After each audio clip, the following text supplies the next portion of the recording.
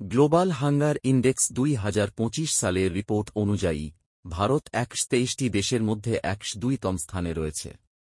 এই স্কোর ভারতকে গুরুতর ক্ষুধা বিভাগে স্থান দিয়েছে। প্রতিবেদনের প্রধান বিষয়গুলি নিম্নরূপ। র্যাঙ্কিং: ভারত 123টি দেশের মধ্যে 102তম স্থানে রয়েছে। স্কোর: ভারতের গ্লোবাল হাঙ্গার ইন্ডেক্স স্কোর হল। বিভাগ: এই স্কোর অনুযায়ী ভারতে ক্ষুধার মাত্রা গুরুতর হিসাবে শ্রেণীবদ্ধ করা হয়েছে।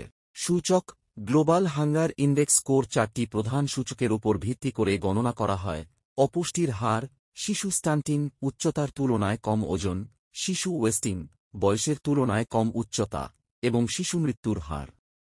পরিস্থিতি: যদিও ভারতের কৃষি উৎপাদন ক্ষমতা বেশি, তবুও দারিদ্র্য, শিশু অপুষ্টি, খাদ্যের অসম বণ্টন এবং স্যানিটেশনের মতো সমস্যাগুলি ক্ষুধার এই গুরুতর মাত্রার প্রধান কারণ।